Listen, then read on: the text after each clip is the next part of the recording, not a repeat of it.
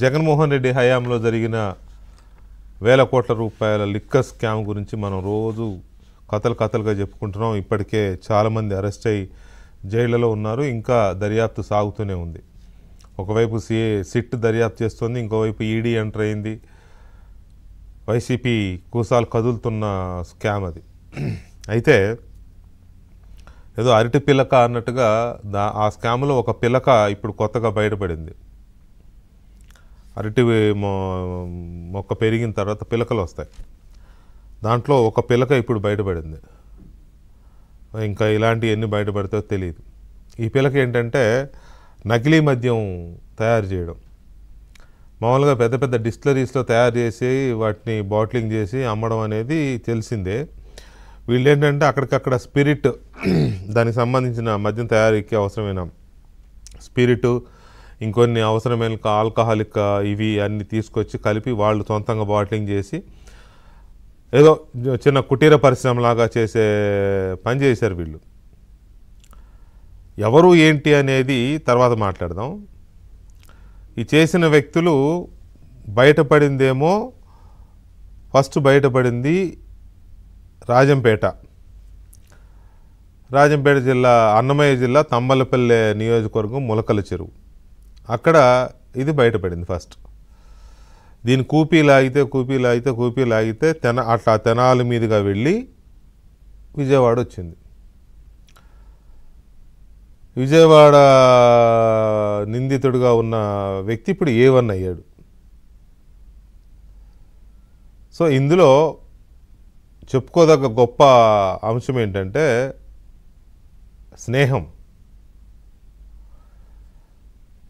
స్నేహమేరా జీవితం అన్నట్టుగా వీళ్ళకి స్నేహమేరా మద్యం అన్నట్టు తయారైంది.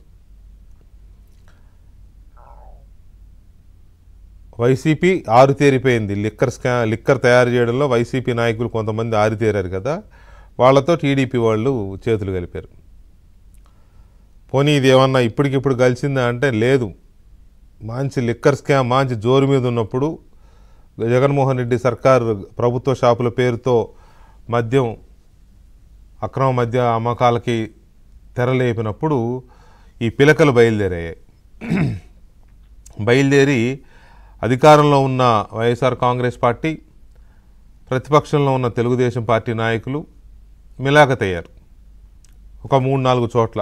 ఇప్పుడు నేను చెప్పిన అన్నమయ్య జిల్లా తమ్మలపల్లి నియోజకవర్గంలో కొంతమంది, తెనాలిలో కొంతమంది, విజయవాడలో కొంతమంది తయారయ్యి నీట్గా ఈ మద్యాన్ని వాళ్ళ షాపుల్లో అమ్ముకోవడం, వాళ్ళ బార్లలో పెద్ద ఎత్తున చేసే పరిశ్రమ కాదు వీళ్ళది, కుటీర పరిశ్రమ మొదలుపెట్టారు.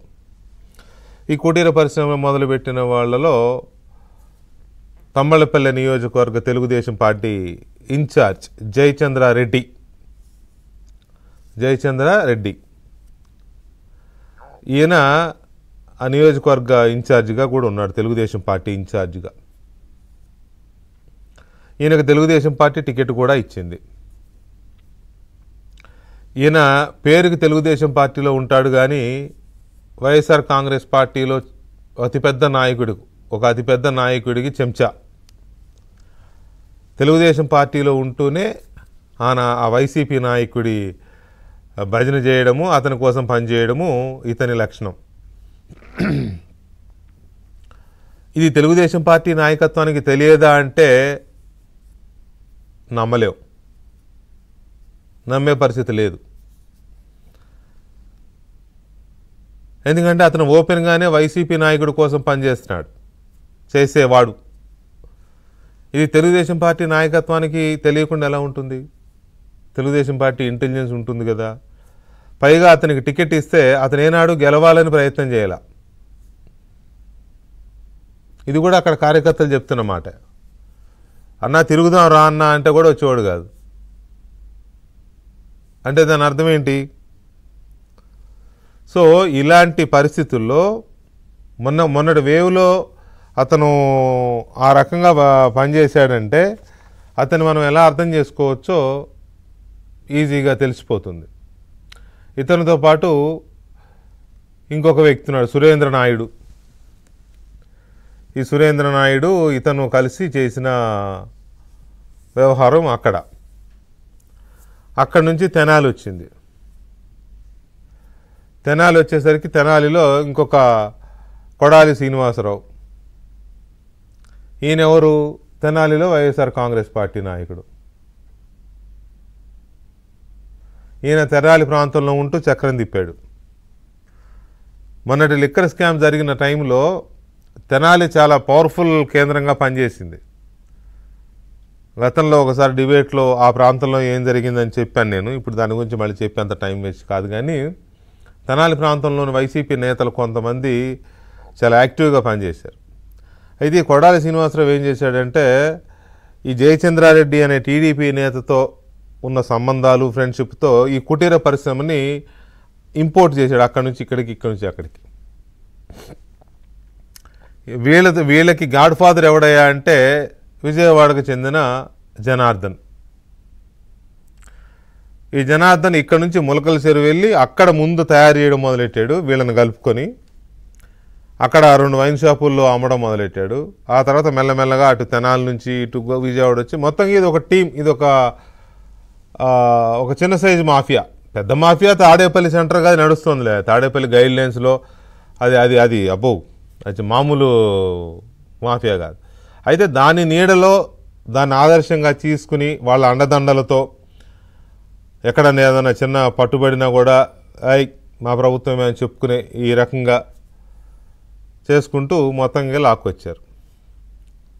ఇప్పుడు ఇందులో A1గా ఉన్న ఇప్పుడు నేను చెప్పిన ఈ జనార్దన్, అద్దేపల్లి జనార్దన్, ఈయన దగ్గర ఇవాళ ఏకంగా ఒక డంపు దొరికింది.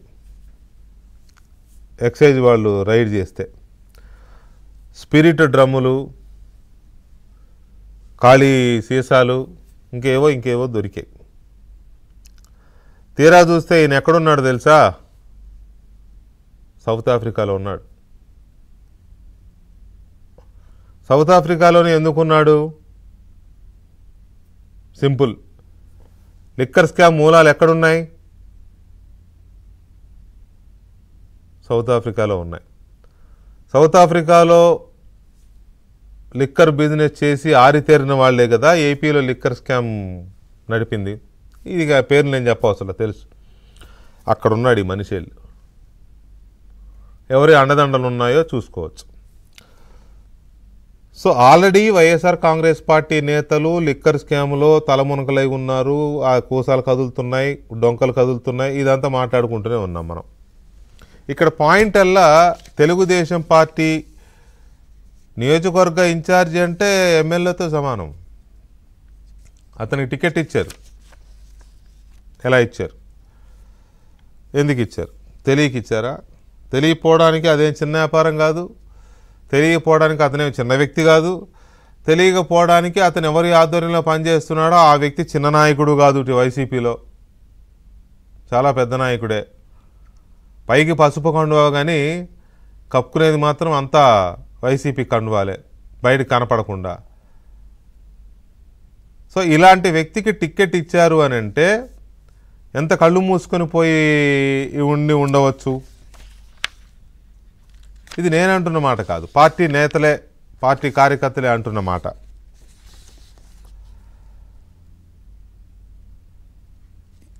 ఈ చేసిన ఈ తప్పుల వల్ల ఇప్పుడు కోతికి కొబ్బరికాయ దొరికింది. ఈ కోతి అంటే నేను చెప్పవసరం లేదు. తెలుగుదేశం పార్టీ చేసిన ఈ పొరపాటు వల్ల ఇప్పుడు సీరియస్ అయ్యారు. అతన్ని సస్పెండ్ చేయమన్నారు, కేసులు పెట్టమన్నారు ముఖ్యమంత్రి గారు. ఇప్పుడు బాగానే ఉంది. కానీ 16 నెలలుగా ఏం జరిగింది? 16 నెలలుగా ఈ వ్యక్తి గురించి ఎందుకు ఆలోచించలేదు? జగన్మోహన్ రెడ్డి హయాంలో జరిగిన లిక్కర్ స్కామ్ మీద అత్యంత వేగంగా దర్యాప్తు చేస్తున్న సిట్టు ఒకవైపు చేస్తుంటే, ఇలాంటి వ్యక్తులు జయచంద్రారెడ్డి, లేకపోతే సురేంద్ర నాయుడు, లేకపోతే కొడాలి శ్రీనివాసరావు, లేకపోతే అద్దేపల్లి జనార్దన్ రావు, ఇలాంటి వాళ్ళు నడిపిన మాఫియా ఎందుకు బయటికి రాలేదు? వీళ్ళ చేతులకు ఎందుకు అరదండాడు పాలలేదు? వీళ్ళు ఎందుకు తప్పించుపోయారు? వీళ్ళు ఎందుకు జైలుకి వెళ్ళలేదు? అసలు ఇలాంటి వ్యక్తికి టికెట్ ఎలా ఇచ్చారు? అందుకే అంటున్నా నేను కోతి కొబ్బరికాయ దొరికిందని. కోతి కొబ్బరికాయ దొరకడం కాదు, తీసుకెళ్ళి ఇచ్చారు కోతికి, మీరే ఆడుకోండి అని. ఇప్పుడు ఆడేసుకుంటున్నారు వాళ్ళు. ఎక్కడో ఒకడో ఇద్దరో ఇలాంటి వాళ్ళు చేసే పనులకి బలవ్వాల్సిందే, అనుభవించాల్సిందే. ఏం చెప్తారు సమాధానం ఇప్పుడు? చంద్రబాబు నాయుడు గారు చెప్తారా, లేకపోతే పార్టీ అధ్యక్షుడిగా ఉన్న పల్లా శ్రీనివాసరావు గారు చెప్తాడా? ఎవరు చెప్పాలి దీనికి సమాధానం? తెలుగుదేశం పార్టీకి ఒంటి నిండా ఇప్పుడు లిక్కరు కంపు కొడుతోంది. చేసింది ఒక్కడా ఇద్దరా పక్కన పెట్టండి. ఓ రెడ్డి గారు ఉన్నారు, ఓ చౌదరి గారు ఉన్నారు అందులో, ఆ చేసిన మాఫియాలు. కంపు కొడుతోంది ఒంటి నిండా లిక్కర్ కంపు. భరించాలి, దీనికి సమాధానం చెప్పుకోవాల్సిందే. కొబ్బరికాయ అందుకున్న కోతి చేసే అసలు మామూలుగా లేదు ప్రచారం, అగ్రెసివ్గా. ఆ ప్రచారాన్ని కౌంటర్ చేస్తారా, పట్టించుకోకుండా వదిలేస్తారా ఏంటి అనేది కూడా తెలుగుదేశం పార్టీ